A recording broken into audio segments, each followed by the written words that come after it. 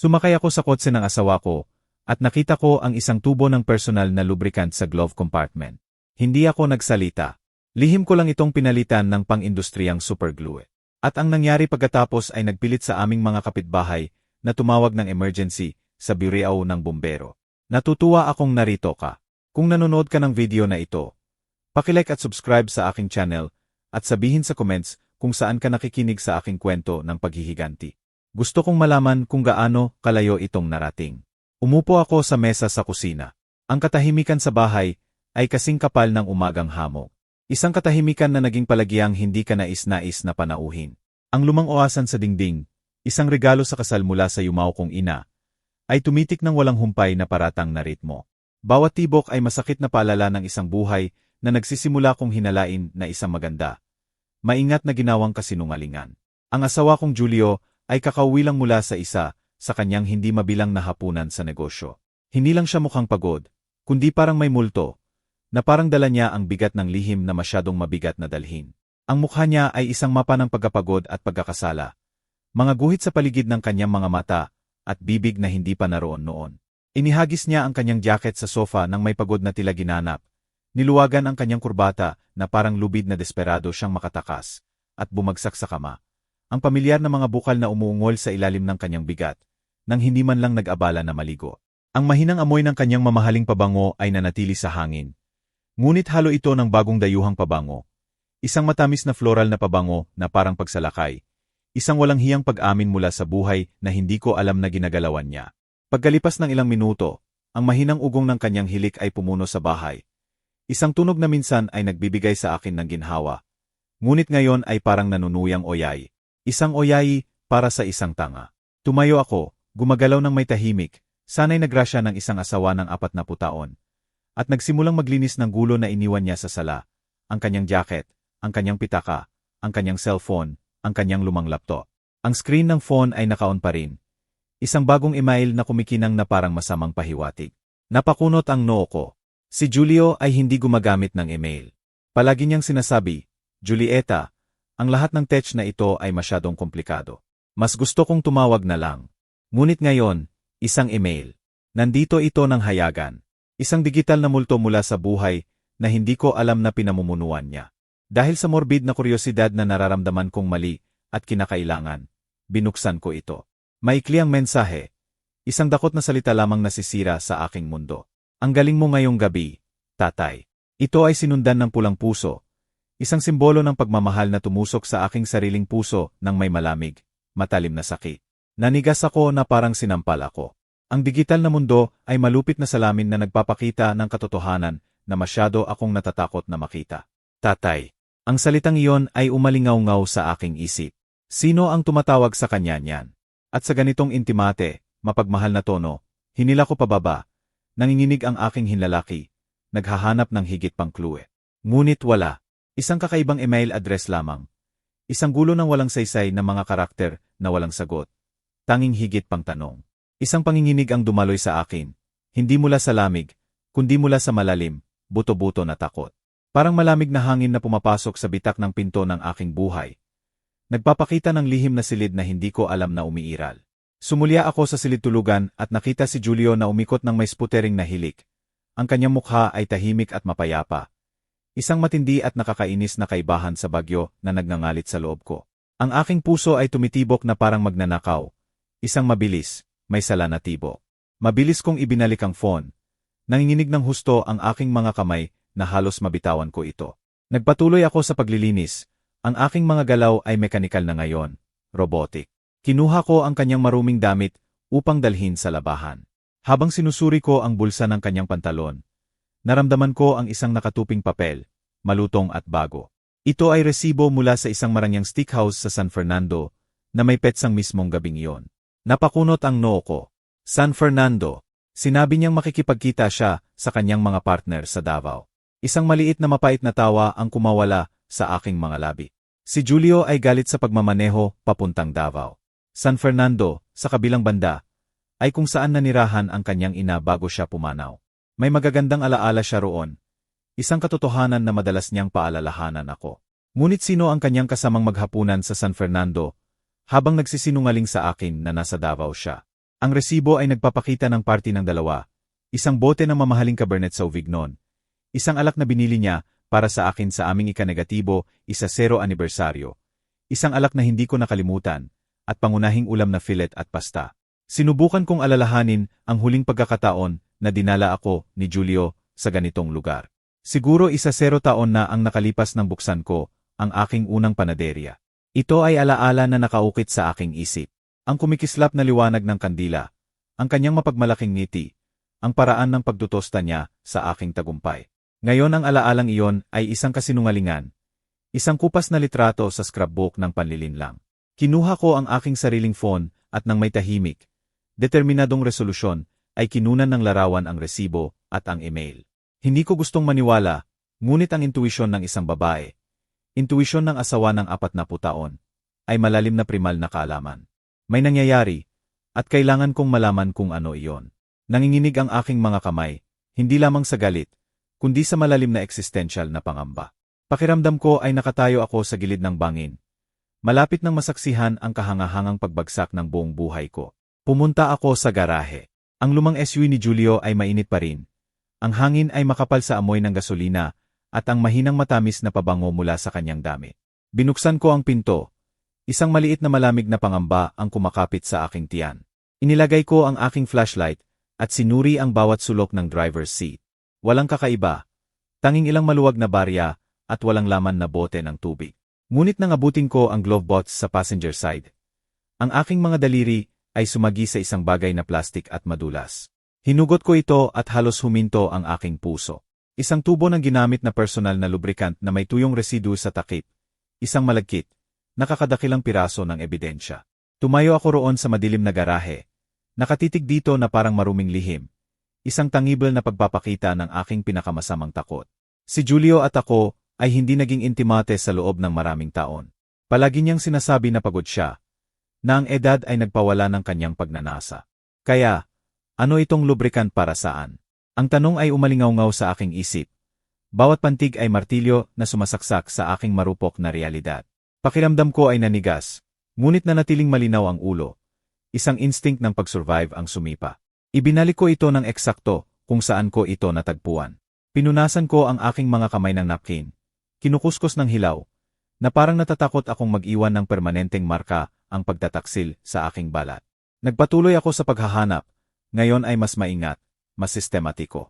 Sa ilalim ng likurang upuan, nakita ko ang ilang gusot na napkin na nababad sa matamis na floral na pabango na hindi para sa lalaki at hindi ang aking malambot, pamilyar na rosas na pabango.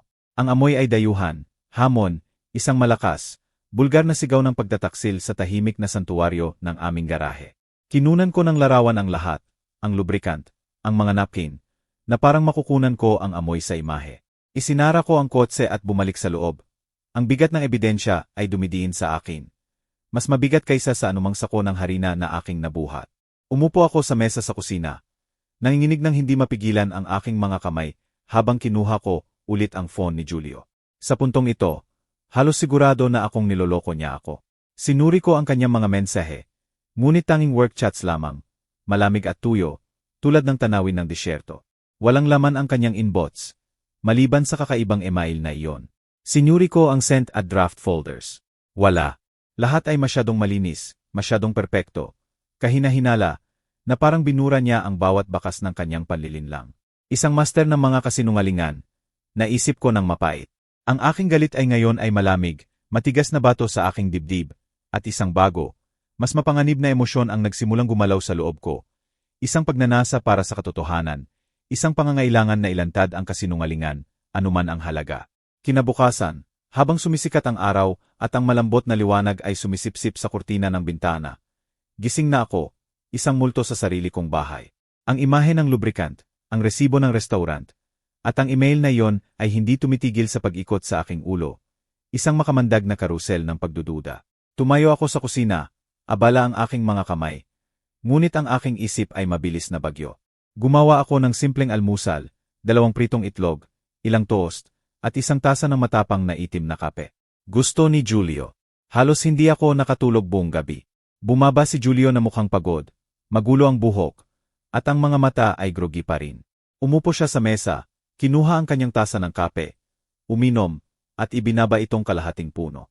May mahalagang meeting ako ngayon, sabi niya sa husky na boses. Isang rehearsed na linya na ginamit niya nang hindi mabilang na beses nang hindi ako tinitingnan sa mata. Sigurado akong gagabihin ako.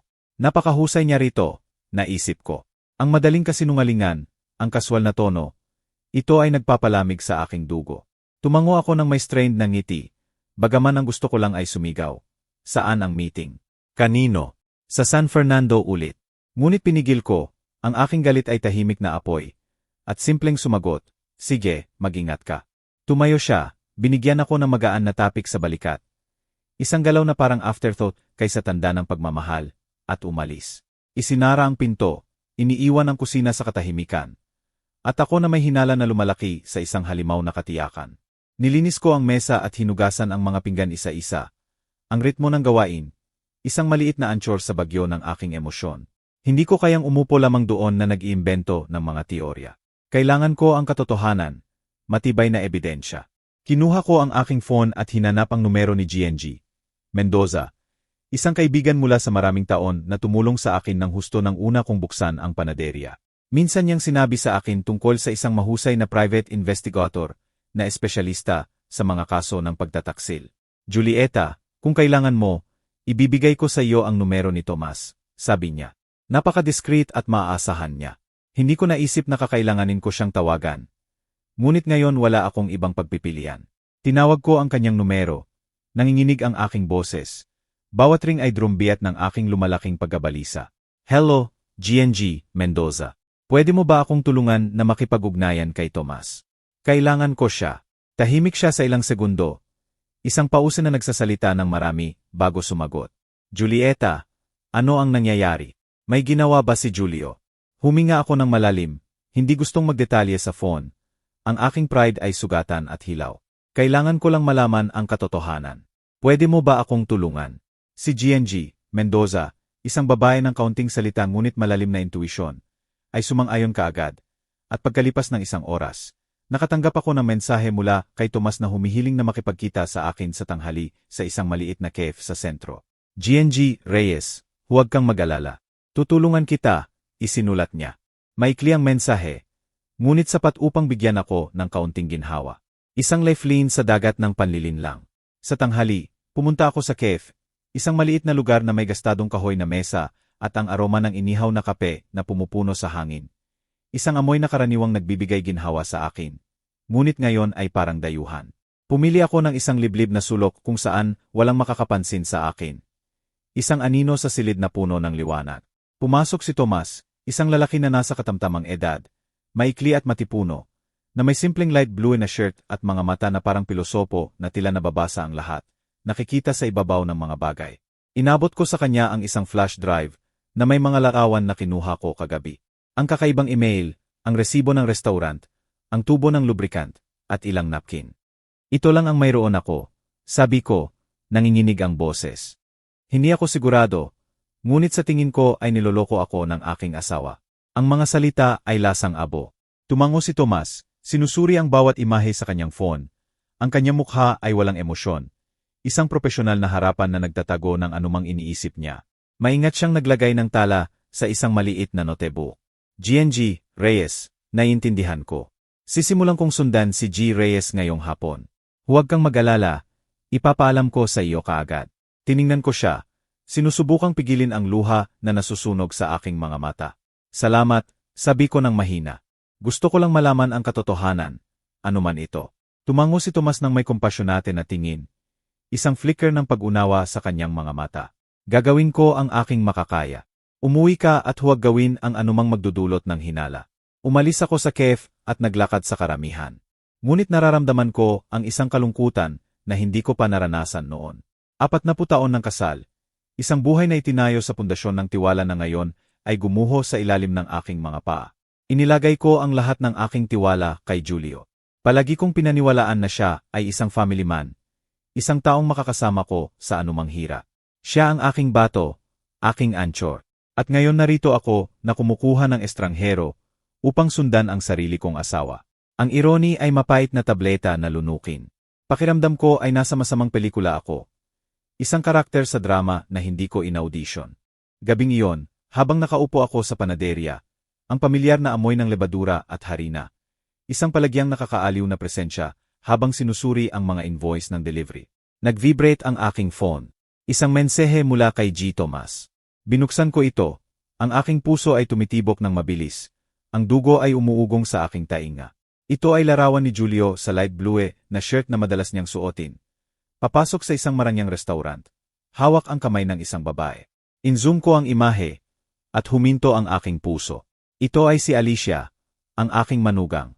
Nakasuot siya na masikip na itim na damit na may mabigat na makyup, matinding pulang lipstick, at ang buhok na nakalugay. Hindi sila mukhang biyenan at manugang, kundi parang magkasintahan sa dete. Ang kanilang mga katawan ay nakaharap sa isa't isa, isang ibinahaging lihim sa pagitan nila. Bumagsak ako sa aking upuan. Nanginginig ang kamay ko habang hawak ang phone.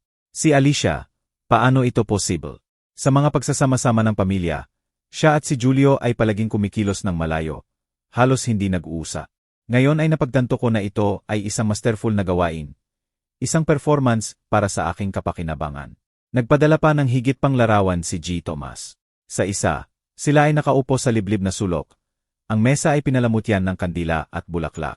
Si Alicia ay nakahilig sa kanya, nakangiti, at si Julio ay nagtutuos sa kanyang baso ng may kakaibang malambing na tingin. Nakita ko ang larawan at naramdaman ang isang nakakadurog na sakit sa aking dibdib. Sa 40 taon, hindi ko siya nakitang tinitingnan ako ng ganyan. Kahit noong kami ay bata pa. Noong ako ay batang iyon mula sa Cebu na may mahabang buhok at maliwanag na ngiti. Tinitingnan niya ako ng ganyan. Isang tingin ng tunay na paghanga, ng pag-ibig na akala ko ay akin. Ngayon ito ay kanya. Sa kalagitnaan ng gabi, dumating ang isang video mula kay G. Tomas.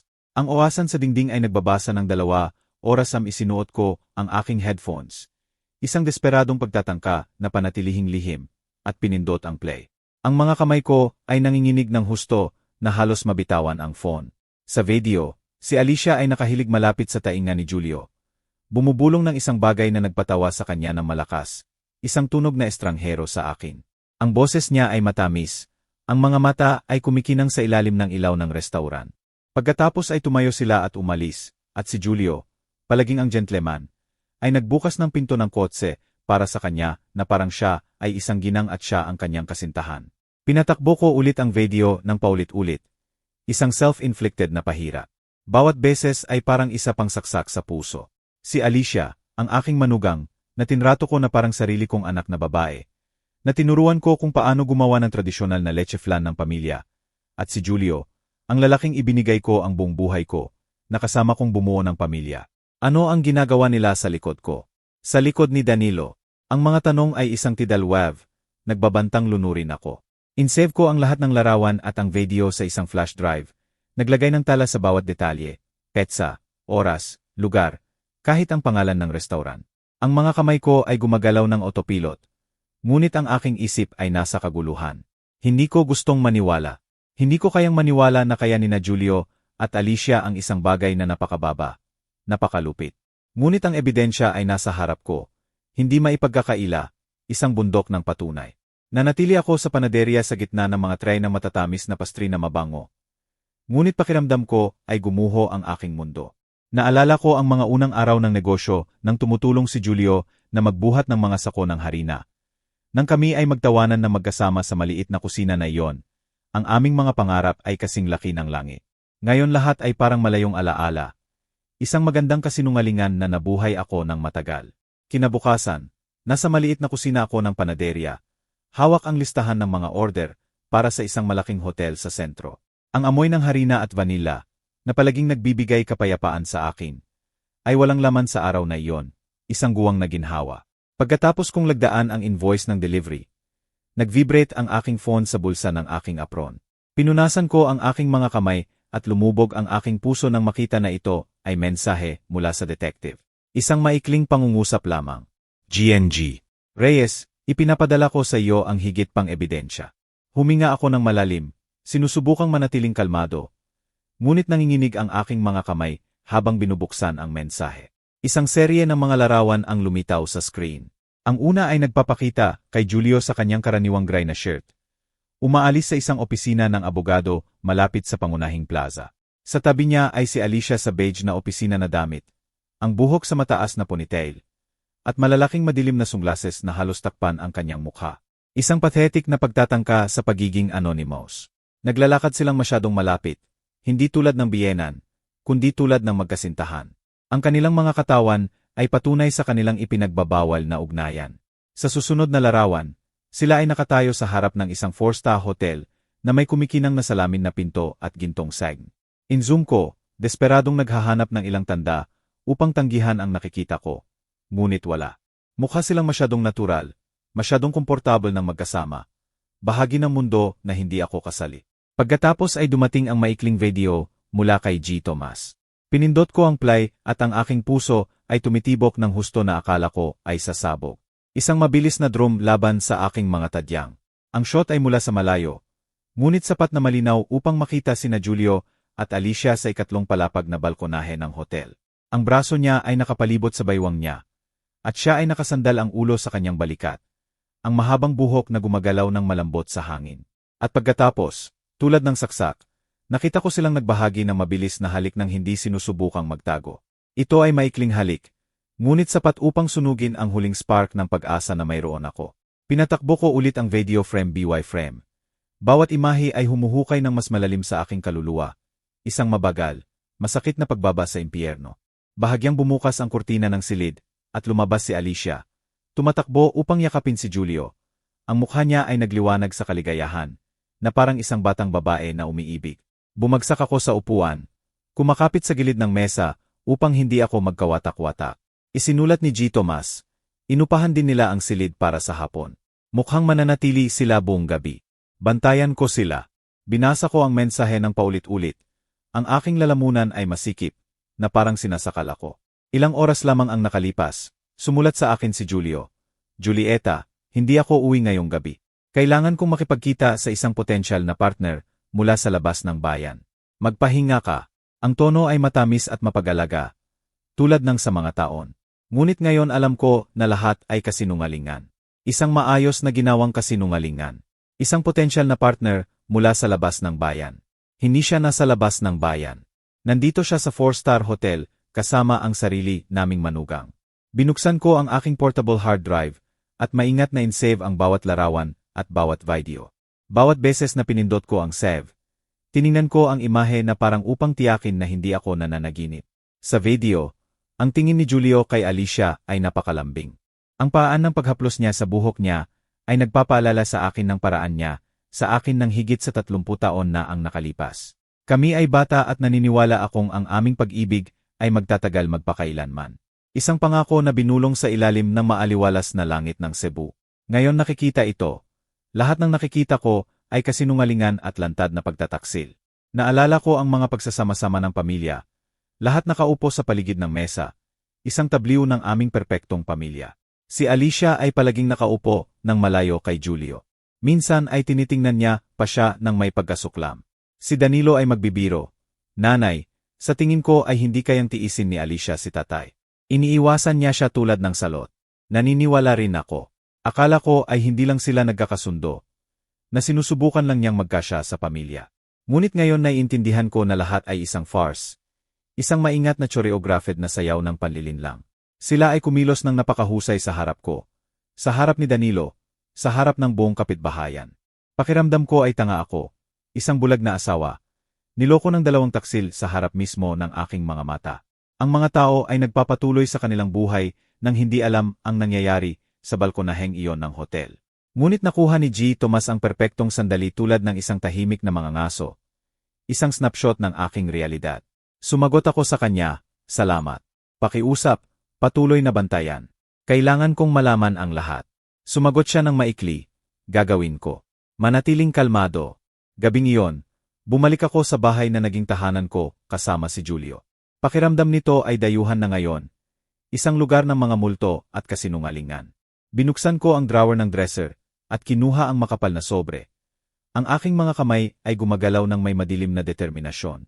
Inprint ko ang lahat ng ebidensya, mga larawan ni na Julio at Alicia na umaalis sa opisina ng abogado, mga larawan nilang papasok sa hotel, mga larawan nila sa balkonahe, at bawat frame ng video.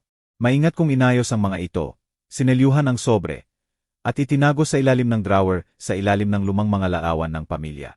Tiningnan ko ang isang larawan ng aming apat, sina Julio, Alicia, Danilo, at ako sa birthday party ni Danilo ilang taon na ang nakalipas. Si Alicia ay nakangiti, yakap ng mahigpit si Danilo, habang si Julio ay nakatayo sa tabi ko na nakapatong ang braso sa aking balikat, mukhang mapagmalaki. Ngayon tinitingnan ito, ang gusto ko lang ay punitin ito sa piraso. Tanggalin ang imahe ng kanilang nakangiting mukha mula sa aking buhay. Kinabukasan, bago pa magbukas ang liwayway, narinig ko ang pinto sa harap na bumukas ng dahan-dahan. Si Julio ay pumasok ng paika-ika, amoy alak. Ang partner ay masyadong mahirap, Julieta. Reklamo niya sa raspi na boses. Ang mga mata ay pula na parang buong gabi siyang gising. Kailangan kong uminom ng marami. Pagod na pagod ako. Nasa kusina ako na may baso ng tubig sa kamay. Pinapanood siyang mag-perform, habang pakiramdam ko ay dinudurog ang sugat. Magpahinga ka, sumagot ako ng kalmado tulad ng dati, ang practice na boses ng asawa. Kailangan mong pumasok sa trabaho bukas. Tumango siya, binigyan ako ng tapik sa balikat na parang walang nangyari, at hinila ang sarili sa silid-tulugan. Pagkalipas ng ilang minuto, hilik na siya ng mapayapa, na parang hindi niya ako niloko, na parang hindi siya pumunta sa hotel kasama ang sarili naming manugang. Nang sigurado akong natutulog si Julio, nag-vibrate ang aking phone. Ito ay tawag mula sa detective, si G. Tomas. Ang kanyang boses ay mahina, halos bulong, na parang natatakot na may makarinig. GNG, Reyes, narecord ko ang kanilang usapan sa parking lot ng hotel. Ginamit ko ang espesyal na equipment. Hindi nila napansin. Ipinapadala ko sa iyo ngayon. Ang aking puso ay tumitibok ng malakas, ngunit simpleng sumagot ako. Salamat, Tomas. Ipadala mo ang file. Pagkalipas ng ilang minuto, lumitaw ang isang audio file sa aking mga mensahe. Isinuot ko ang aking headphones, umupo sa mesa, at pinindot ang play. Ang unang narinig ko ay boses ni Alicia, malamig at ambisyoso, isang boses ng estranghero.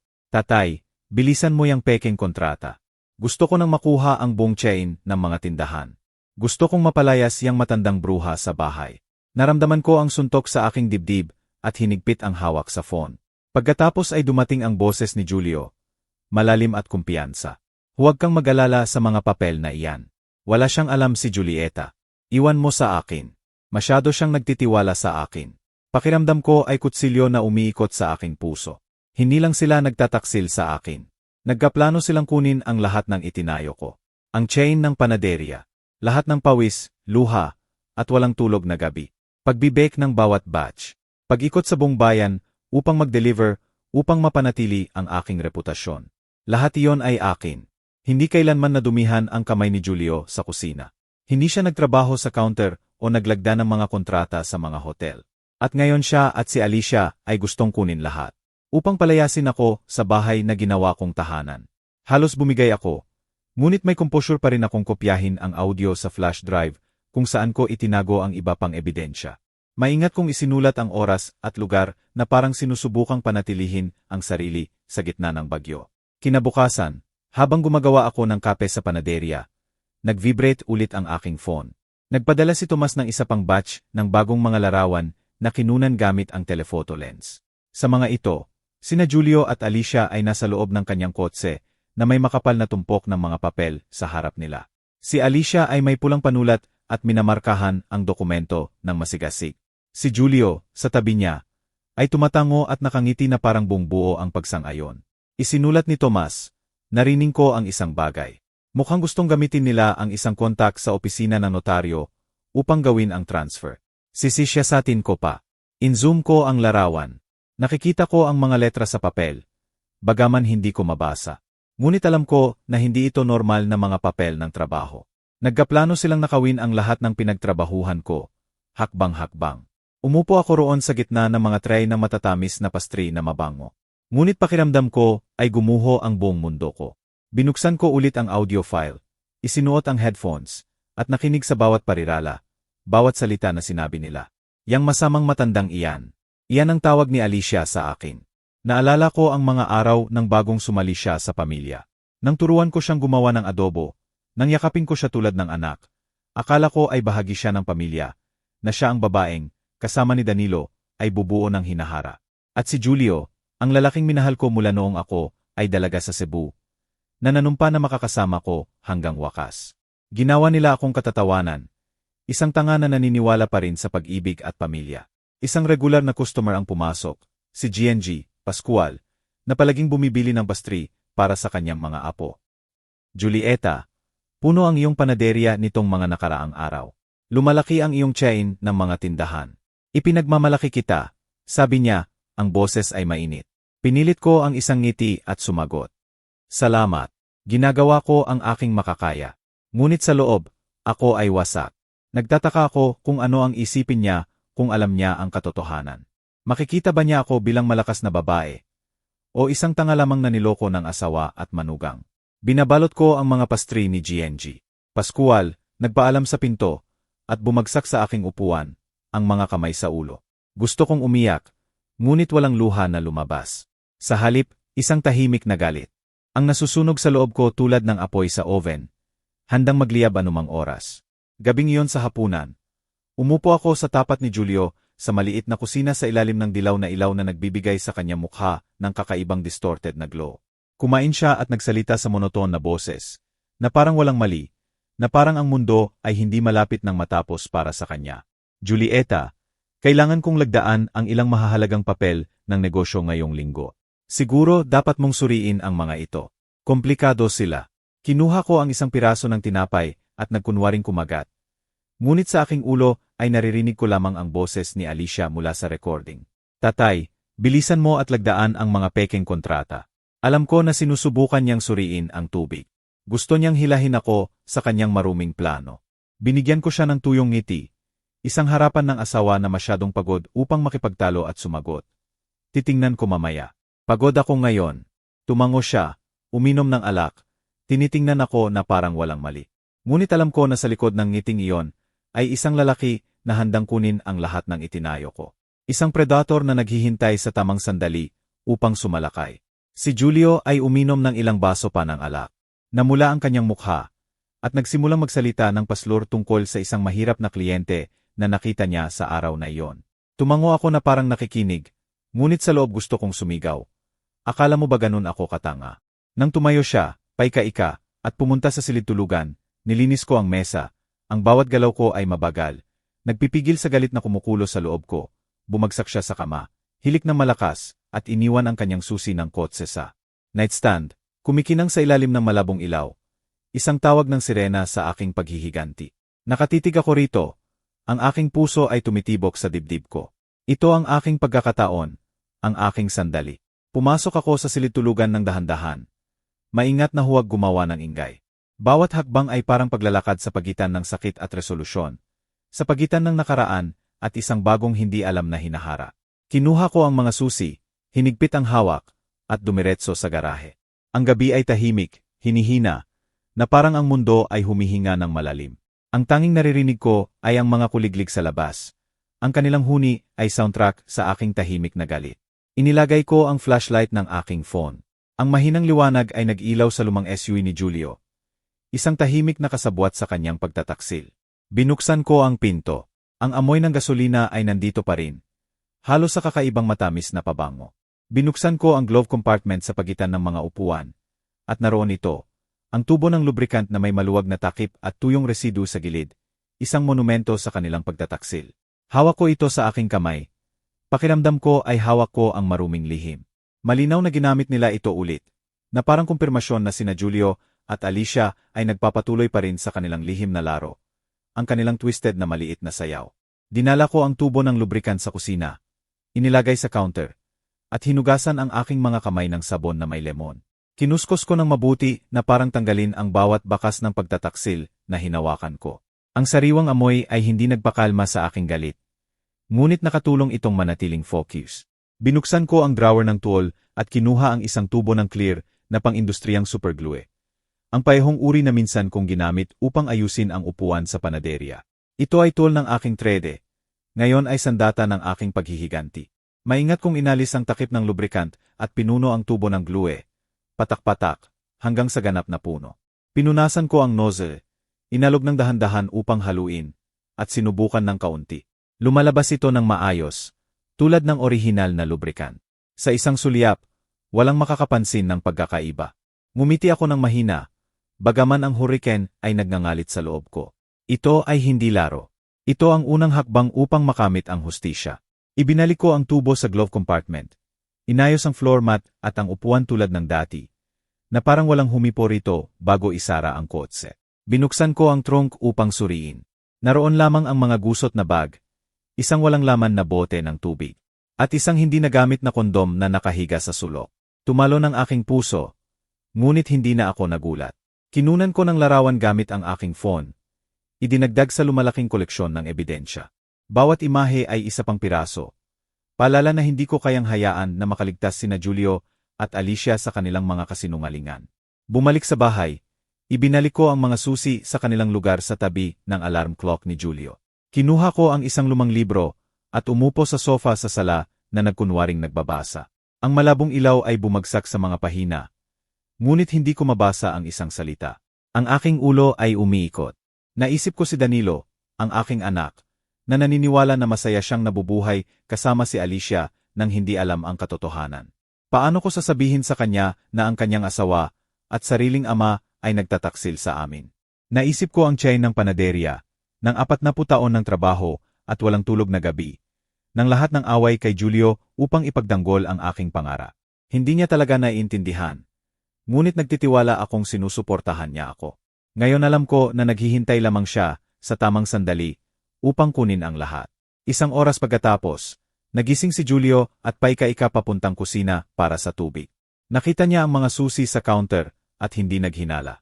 Hindi ka pa natutulog, Julieta? Tanong niya ng groggy. Ngumiti ako at sumagot, hindi, nagbabasa lang ako ng kaunti. Ubusin mo ang tubig mo at bumalik ka sa kama. Tumango siya, uminom, at bumalik sa silid-tulugan. Hilik ka agad. Tiningnan ko siya na parang estranghero. Ang lalaking ito, na minsang nangako na makakasama ko hanggang wakas, ay nagpaplano ngayon na sirain ang pinakamamahal ko. Ngunit hindi niya alam na sinimulan ko na ang aking counterattack. Sa madaling araw, tumayo ako. Ang sikat ng araw ay dahan-dahang pumapasok sa bintana ng panaderya. Nasa karaniwang kusina ako, nagmamasa ng daw, naghahanda ng leche flan at matatamis na pastry para sa malaking order ng hotel. Pinipiga ko ang daw ng buong lakas. Inilalabas ang galit sa bawat galaw. Nang bumalik ako sa bahay para sa almusal, nag-effort akong panatilihin ang kalmadong mukha. Si Julio ay gising na may tasa ng itim na kape sa kamay. Inihain ko sa kanya ang itlog at toast. Julio, sabi ko ng kalmado, kailangan kong magbiyahe sa nagabukas upang lagdaan ang kontrata sa bagong partner. Sigurado akong gagabihin ako. Pwede mo bang asikasuhin ang hapunan? Pinanood ko siya sa gilid ng aking mata. Tumingin siya ng nagulat, ngunit sa kanyang mga mata ay may kumikinang na hindi pag-aalala. Ito ay ginhawa. Malaking kontrata. Tanong niya, hawak ang aking kamay ng may fin na lambing. Huwag kang mag-alala. Sige lang. Ako na ang bahala. Ngunit ang spark na iyon sa kanyang mga mata, ang bahagyang curve ng kanyang mga labi, na parang nabunutan ng tinik, tumusok sa aking dibdib. Gusto niyang umalis ako, at alam ko eksakto kung bakit. Ngumiti ako at tumango. Salamat. Tatawag ako kung gagabihin ako. Uminom siya ng isa pang lagok ng kape. Pagkatapos ay tumayo siya na sinasabi na kailangan niyang pumasok ng maaga sa opisina. Habang umaalis siya, nakita ko na iniwan niya ang kanyang phone sa mesa at ang screen ay nagliwanag sa isang missed call. Ang pangalang lumitaw ay napakunot ang noo ko. Ang aking puso ay tumitibok. Alicia Tomas. Sigurado akong siya iyon. Bago ko mahawakan ang phone, bumalik si Julio. Kinuha ito ng mabilis at pinatay ang screen sa harap ko. Nakalimutan ko. Bulong niya ng may forced na ngiti. At nawala siya. Tumayo ako roon na pinapanood ang pagsara ng pinto. Pakiramdam ko ay sinampal ako. Hindi na niya pinag-abalahang itago ito. Sa araw na iyon, nagtrabaho ako tulad ng matchain, nagde-deliver ng tinapay, naglalagda ng invoice, at ngumingiti sa mga customer. Ngunit ang aking isip ay nakatuon lamang kina Julio at Alicia. Hindi ko kayang hayaan silang ipagpatuloy ang kanilang farce sa likod ko at ni Danilo. Kailangan ko ng higit pang ebidensya upang marinig mula sa kanilang sariling bibig ang sinasabi nila kapag akala nila ay walang nakikinig. Gabing iyon, nagkunwari akong pagod. Maaga akong natulog at sinabi kay Julio, kailangan kong gumising na maaga bukas upang sumakay sa boss, kaya matutulog na ako. Tumango siya, binigyan ako ng tapik sa balikat. Magpahinga ka, Julieta. Mag-ingat ka sa biyahe mo bukas. Humiga ako at ipinikit ang mga mata, ngunit pinatalas ko ang pandinig, alerto sa bawat tunog sa bahay. Malapit sa hating gabi, nang tumigil ang hilik ni Julio, narinig ko siyang bumangon ng tahimik mula sa kama. Ang mahinang liwanag mula sa kanyang phone ay kumikinang sa kadiliman. Lumabas siya sa silid na may phone. Akala niya ay natutulog ako. Nanatili akong hindi gumagalaw. Ang aking puso ay tumitibo. Pagkatapos ay dahan-dahan akong bumangon at sumunod sa kanya ng paatuhod. Nagtago ako sa likod ng makapal na kurtina sa sala at nakita siyang nakatayo sa madilim na sulok malapit sa bintana. Inilagay niya ang phone sa tainga at nagsalita ng mahina. Siyempre, pumunta ka sa bahay bukas. Hindi na natin kailangang pumunta sa hotel. Kailangang umalis ni Julieta sa bayan upang lagdaan ang kontrata at gagabihin siya. Narinig ko ang mahinang tawa mula sa kabilang panig. Ang matamis na boses ni Alicia. Napakaganda niyan, tatay. Sa wakas, makakapag-relax tayo. Tumawa si Julio, sumasagot. Pumunta ka ng maaga. Hihintayin kita. Tumayo ako roon sa likod ng kurtina. Pakiramdam ko ay kumukulo ang dugo ko. Hindi lang sila nagtataksil sa akin. Nagkaplano silang gawing lugar ng kanilang pagkikita ang aking bahay, tahanan ng aking anak, at akin. Bumalik ako sa silid tulugan ng tahimik, binuksan ang isang drawer, at kinuha ang lumang recorder ni Danilo, ang binili ko para sa kanya sa kolehiyo upang i-record ang kanyang klase. Sinuri ko ang battery, naglagay ng bago, at in-on ang continuous recording. Itinago ko ito sa likod ng bookshelf sa silid tulugan sa tabi ng headboard. Sigurado na makukunan nito ang lahat. Maingat kong inayos ang cable at tinakpan ito ng frame ng larawan ng pamilya. Ang larawan ng aming apat sa kasal nina Danilo at Alicia.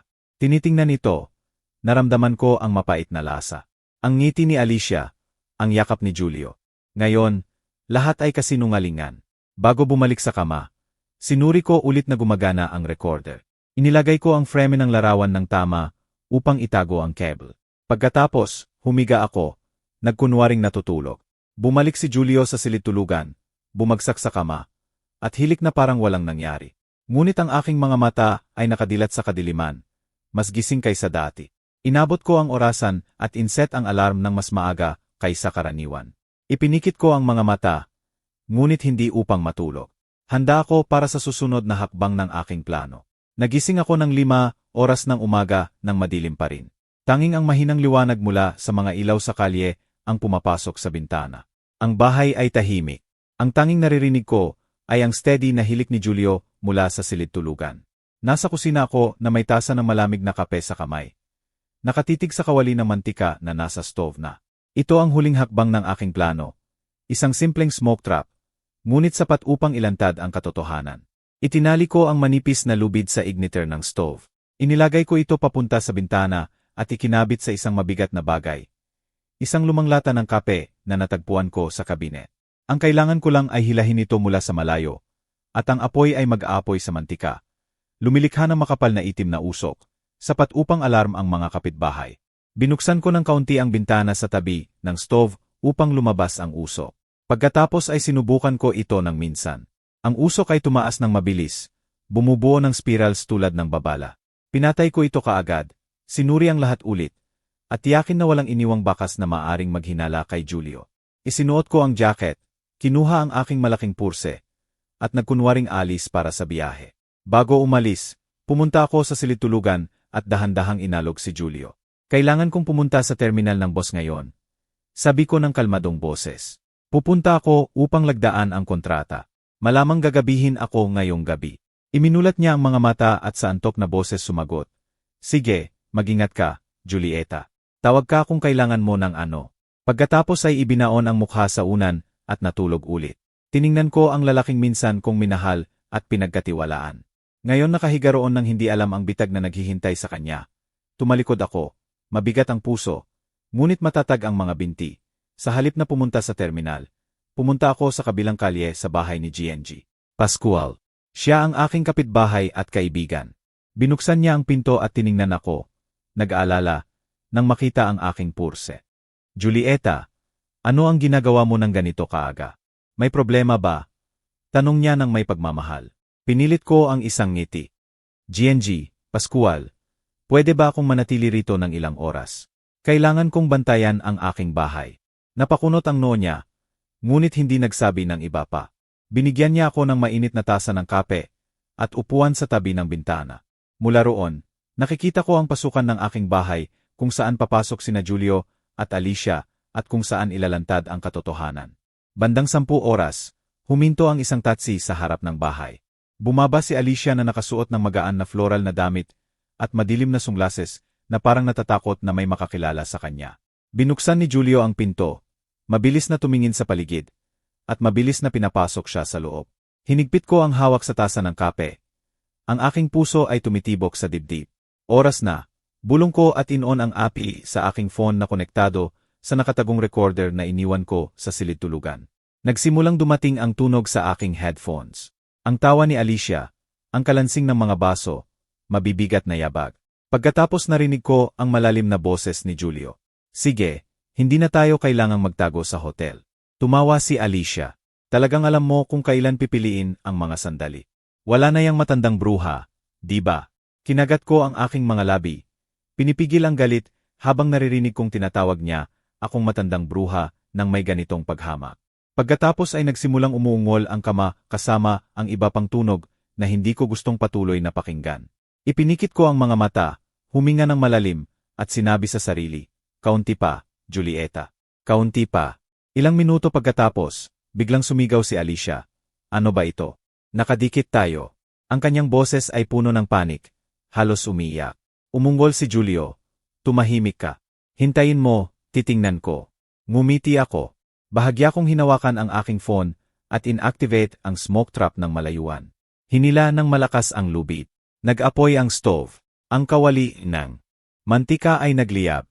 Itim na usok ang bumuga mula sa bintana ng kusina sa makapal na spirals. Kumakalat sa labas tulad ng signal ng alarm. Huminga ng malalim si GNG, Pascual. Tiningnan niya ang bintana. Julieta, nasusunog ang iyong bahay. Nagkunwari akong natakot, ngunit sa loob ay kakaibang kalmado ako. Ang mga kapitbahay ay nagsimulang lumabas sa kanilang bakuran. Sumisigaw, nasusunog ang bahay ni Julieta. Tawagan ang mga bumbero. Isang lalaki sa malapit, si G. Mendoza, mabilis na kinuha ang kanyang phone at tumawag sa biriyaw ng bumbero ng lungsod. Nanatili ako roon, hawak ng mahigpit ang tasa ng kape. Ang mga mata ay nakatutok sa aking bahay. Lahat ay sumusunod sa plano. Sa aking headphones, ang boses ni Alicia ay lalong desperado. Julio, gawin mo ang isang bagay. Hindi ako makagalaw. Ang boses ni Julio ay umuunggol. Huwag sumigaw. Sinusubukan ko. Ngunit alam ko na wala silang magagawa. Ang pang-industriyang superglue na pinalitan ko ay gumagana na. Iniiwan silang nakulong sa kanilang pinakanakakahiyang sandali. Inisip ko silang nagpupumiglas, natatakot, at ang isang bahagi ko ay nasyahan. Hindi dahil ako ay malupit, kundi dahil itinulak nila ako rito. Gusto nilang kunin ang aking panaderya, aking pamilya, kahit ang aking dangal. Gayon papabayarin ko sila. Tiningnan ko ang bintana. Ang usok ay patuloy na tumataas, lumalapot. Ang mga kapitbahay ay nagkukumpulan. Sumisigaw ng may panik. Ano ang nangyayari? Tanong ng isa. Nasaan si Julieta? Umalis siya sa bayan para sa trabaho. Iyan ang narinig ko. Sumagot ang isa pa. Si GNG, Pascual, nakatayo sa tabi ko. Tiningnan ako ng may hinala na mata, ngunit hindi nagsalita. Pinisil niya lamang ang aking kamay ng mahina. Alam ko na may hinala siya, ngunit hindi ko kailangang magbigay ng paliwanag.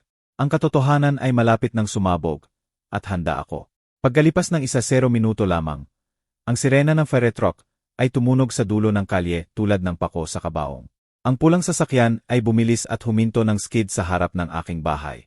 Nakita ko si Danilo na bumaba mula sa driver's seat sa kanyang uniforme ng fire chief. Ang mukha ay tense. Ang aking anak ay sumigaw ng matatag na boses.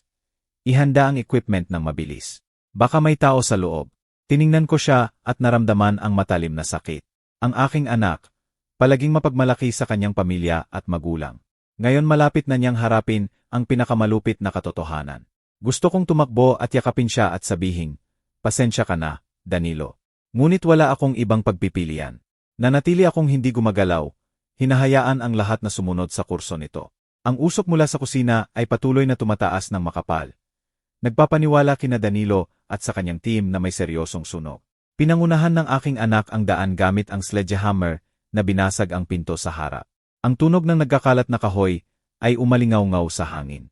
Ang kanyang mga kasamahan ay sumunod sa kanya na may hose at extinguisher. Narinig ko ang kaguluhan mula sa silid-tulugan. Ang desperadong sigaw ni Julio na halos sa iyak ni Alicia. Gawin mo ang isang bagay, Julio. Hindi ako makagalaw. Umunggol si Julio. Tumahimik ka. Huwag sumigaw. Kinagat ko ang aking mga labi. Hinahawakan ng phone kung saan ang API ay nag-transmit pa rin ng audio mula sa nakatagong mikrofon. Nakulong sila, walang magawa, tulad ng aking kinalkula. Pumasok si Danilo sa silid-tulugan, at may isip ko ang natagpuan niya. Ang sarili niyang ama at ang kanyang asawa, hubad, nakadikit sa isa't isa sa kama. Ang kanilang mga mukha ay maputla sa sakit at panik. Wala ako roon, ngunit sa pamamagitan ng aking headphones, narinig ko ang boses ni Danilo na nautal. Ano? Ano ito? Isang bumbero sa likod niya ay bumulong ng may gulat. Diyos ko. Ang isa ay hindi napigilan at naglabas ng nervous na tawa. Ngunit sumigaw kaagad si Danilo. Tahimik. Alam ko na ang sigaw na iyon ay hindi lamang upang mapanatili ang order, kundi ang huling pagtatangka ng aking anak na itago ang kanyang sakit. Ang kahihiyan ay nalantad na hindi lamang kay Danilo, kundi sa buong fire team at sa buong kapitbahayan. Isang bumbero ay tumakbo palabas at sinabi kay Danilo, Chief, kontrolado na ang usok. Maliit na sunog lamang sa mantika. Walang seryoso. Ngunit hindi sumagot si Danilo. Inisip ko na ang binata ay nasa silid-tulugan pa rin. Nanigas sa nakikita niya. Ang mga kapitbahay ay nagsimulang dumating, nagkukumpulan sa harap ng pinto, nagtuturo at nagbubulungan. Ano ang nangyayari? Si Julio at ang manugang niya, sumigaw ang isang babae. Ang boses ay puno ng pagkamangha. Diyos ko, paano ito nangyari? Sumali ang isa pa. Si GNG, Pascual, nakatayo sa tabi ko, kinuha ang kanyang phone at tahimik na nagsimulang mag-record. Inilapit ang kamera kina Julio at Alicia, na nagpupumiglas sa kama. Ang kanilang mga mukha ay contorted sa sakit. Tiningnan niya ako nang may mata na puno ng awa at galit. Julieta, alam mo ito, di ba? Hindi ako sumagot. Tumango lamang ako ng mahina nang hindi inaalis ang mga mata sa bintana. Lumabas si Danilo mula sa silid-tulugan. Narinig ko ang thud ng kanyang bota sa hardwood floor. Sa pamamagitan ng headset, narinig ko si Julio na sumigaw ng raspy na boses. Palabasin mo ang lahat dito. Isara ang pinto, Danilo. Ngunit huli na. Ang buong kapitbahayan ay nagkukumpulan. Ang kanilang mga mukha ay nagpapakita ng pagkasuklam. Ang kanilang mga bulong ay parang koro ng kahihiyan. Biyenan at manugang na nahuli sa akto. Hindi makapaniwala, sabi ng isang lalaki. Kawawang Julieta. Paano ito nangyari? Huminga ng malalim ang isa pa. Ang mga bumbero, pagkatapos ng sandaling pag-aatubili, ay kailangang kumilos. Binabalot nila ng kumot sina Julio at Alicia. Sinusubukang takpan ang kanilang nakadikit na katawan, at dinala sila sa stretcher. Naririnig ko ang nasirang iyak ni Alicia, na halos sa kanyang mga daing ng sakit. Pakiusap, gawin niyo ang isang bagay. Hindi ko na kaya. Si Julio ay bumubulong lamang ng mahina. Huwag hayaang makita kami ng sinuman. Ngunit nakita na ng buong kapitbahayan. May mga tingin ng pagkasuklam, mocking na tawa, at pag-iling ng dismayadong ulo. Dinala sila palabas na nakabalot sa manipis, na kumot sa gitna ng lumalaking murmur. Anong kahihiyan? Biyenan at manugang. Diyos ko, gaano kadumi. Ang karamihan ay nagkukumpulan pa rin sa pasukan nang umalis ang ambulansya na may umuugong na sirena. Sa gitna ng malalakas na boses, narinig ko ang bursts ng tawa. Anong palabas? Sigaw ni G. Mendoza. Hindi ako makapaniwala na may dalawang tao na ganito kawalang hiya sa mundo. Isang matandang babae ay umiling at bumulong sa katabi. Kawawang Julieta. Tumayo ako sa gitna ng mga tao. Nagkunwaring nagulat na parang kakauwi ko lamang mula sa terminal ng bus. Si Danilo ay nakatayo nang hindi gumagalaw sa bakuran. Ang mga braso ay nakalaylay. Ang mukha ay maputla tulad ng multo. Ang kanyang mga kasamahan ay umiiwas na tingnan siya at tahimik na nag-iimpake ng kanilang tuol. Alam ko na si Danilo ay hindi lamang nagulat na makita ang kanyang ama at asawa na nakadikit sa kama, kundi sa daubol na pagtataksil ng dalawang taong pinakamamahal niya. Gusto kong tumakbo at yakapin siya upang sabihing pasensya ka na sa pagpapaalam sa kanya na makita ang ganito. Ngunit pinigil ko at naglakad sa likod ni GNG. Pascual, natahimik na sumama sa akin sa ospital. Umupo kami sa halway na ikatlong palapag habang naghihintay, habang pinanatili ko ang concerned na tingin ng asawa, nakakamalaman lamang na nasusunog ang kanyang bahay.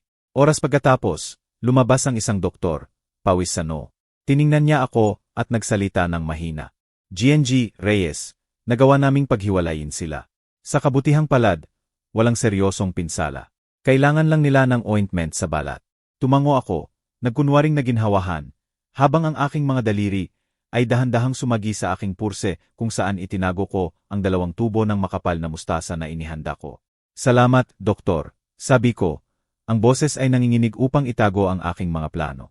Pwede ko ba silang makita? Tumango siya at dinala ko sa nurse station, kung saan binigyan nila ako ng 2 tubo ng ointment. Ang nurse, isang batang babae, tiningnan ako ng may awa. Ma'am, ito ay napakahirap na sitwasyon. Pasensya na po. Binigyan ko ng mahinang ngiti, at sa sandaling tumalikod siya, pinalitan ko ang mga tubo ng mustasa na mayroon ako sa purse. Ang aking mga kamay ay gumalaw ng mabilis at kumpiyansa, na parang inensayo ko ito ng daan-daang beses sa aking ulo. Pumasok ako sa silid ng ospital na may tubo ng mustasa sa kamay. Nagkunwaring nag-aalala. Julio, Alicia, okay ba kayo? Si Alicia ay nasa kama, magulo ang buhok, pula ang mga mata, hindi makatingin sa akin. Si Julio, maputla pa rin, bumulong, Julieta, kaya kong ipaliwanag. Ngunit hindi ko siya pinatuloy. Inilagay ko ang tubo ng mustasa sa mesa sa tabi ng kama at umalis. Pagkalipas ng ilang minuto, isang nakakasakit na sigaw ang dumating mula sa silid. Si Alicia ay tinatakpan ang mukha, umiiyak. Nasusunog ang balat ko. Si Julio ay nagpupumiglas sa kama, nagmumura. Ano ba ito? Sino ang gumawa nito? Ang buong halway ay nasa kaguluhan. Ang mga pasyente at pamilya ay lumabas upang tingnan. Isang matandang babae ay bumulong sa kanyang anak. Sila iyon. Ang magkasintahang mula sa video, kaninang umaga sa internet. Ang biyenan kasama ang manugang.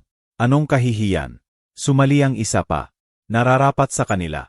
Ang doktor ay tumakbo sa silid na humihiling sa mga nurse na linisin ang kanilang balat at maglagay ng neutralizing agent. Ngunit ang kahihiyan ni na Julio at Alicia ay pampubliko na. Imposible nang pigilan. Ang video ni GNG. Paskual na dinala sila sa stretcher, ay kumala sa buong kapitbahayan at sa social media. Nasa halway ako na nakikinig sa mga bulong. Pakiramdam ko ay ang buong mundo ay nasasaksihan ang pagbagsak ng 2 taksil na iyon. Nang maghiwa-hiwalay ang karamihan, pumasok si Danilo sa silid na may makapal na folder sa kamay. Tinawag ko siya pag-aalis ng ambulansya.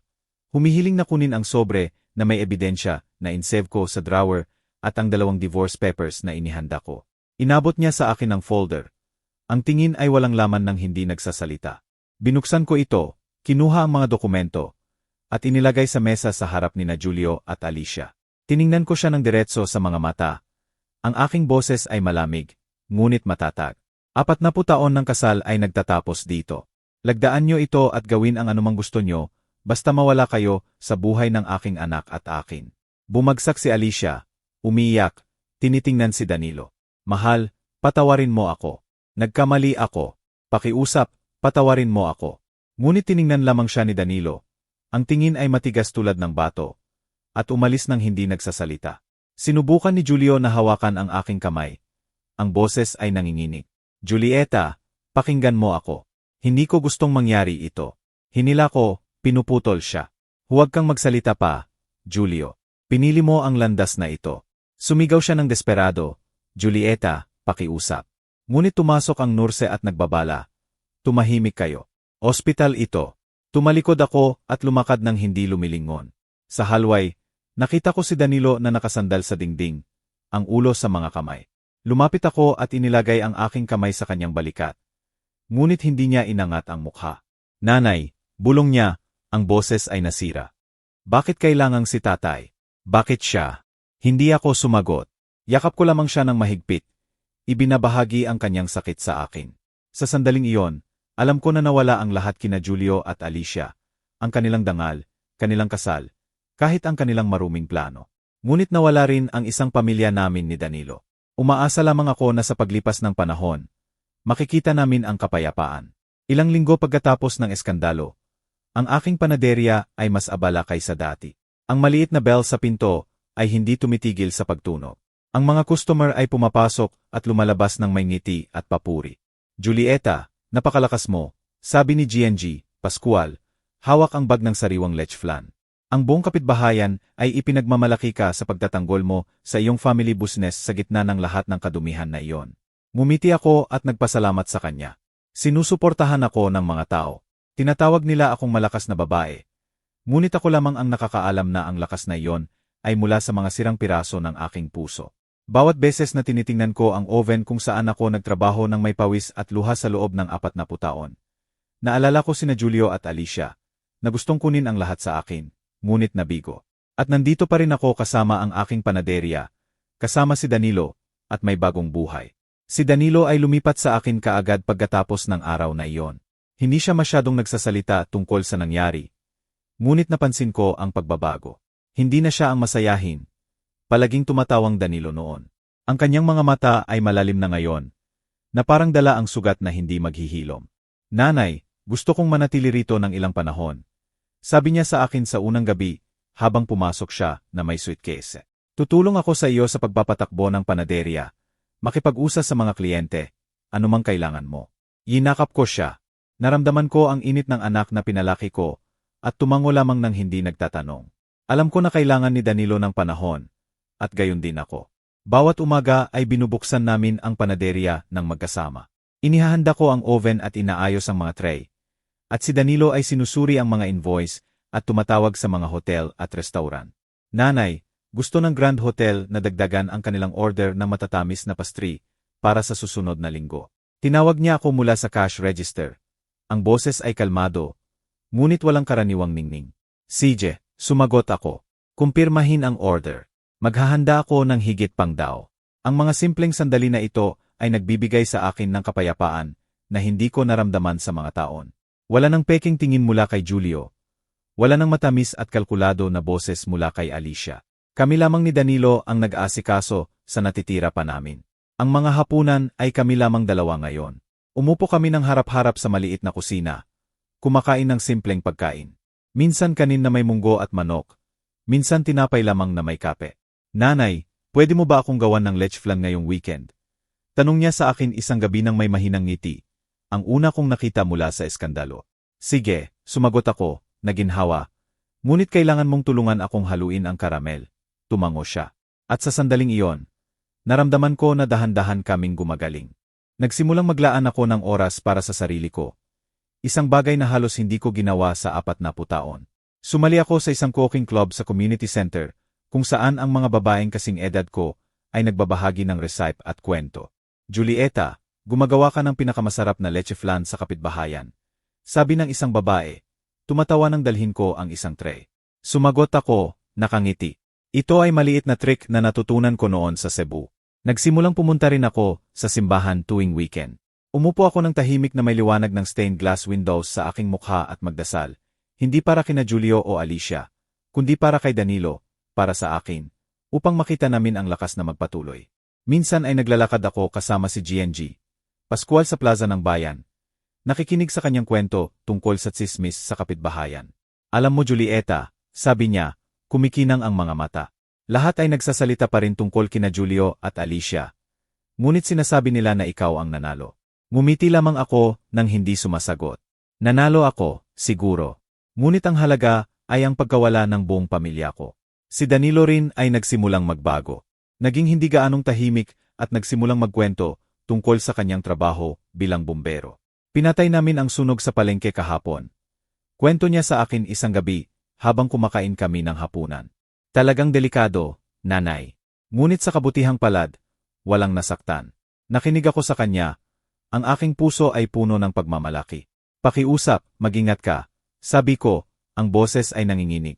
Ikaw na lang ang natitira sa akin. Tiningnan ako ni Danilo nang may lambing. Huwag kang mag-alala, nanay. Hindi kita iiwan mag-isa. Ang mga salitang iyon ay tulad ng gamot. Ibinigay nila sa akin ang pananampalataya na kahit nawala ang marami, mayroon pa akong anak na palaging makakasama ko. Isang hapon, habang puno ng customer ang panaderya, umupo ako sa cash register. Pinapanood ang paggalaw sa kalye. Ang bell sa pinto ay hindi tumitigil sa pagtunog. Ang amoy na matamis na tinapay ay pumupuno sa hangin. Tiningnan ko ang mga tray ng lech flan at pastry at naisip ang buong paglalakbay. Itinayo ko ang panaderyang ito gamit ang sarili kong mga kamay.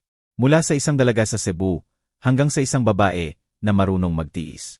Gusto ni na Julio at Alicia na kunin ang lahat sa akin. Ngunit nabigo. Napanatili ko ang aking panaderya. Napanatili ko si Danilo. At pinakamahalaga, napanatili ko ang sarili ko. Nagustuhan mo ba ang aking kwento? At saang lungsod ka nakikinig? Magkita tayo sa comments. Kung nagustuhan mo ang kwento, pwede mo akong suportahan sa pamamagitan ng pagpapadala ng super thanks upang makapagpatuloy ako sa pagdadala ng higit pang kwento tulad nito. Maraming salamat sa inyong matamis na suporta. Inaasahan ko ang inyong mga komento sa kwento.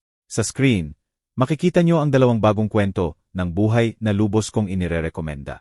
Marami pang iba sa aking channel. Huwag kalimutang mag-subscribe. Kita tayo sa susunod na kwento ng buhay. May pagmamahal at respeto.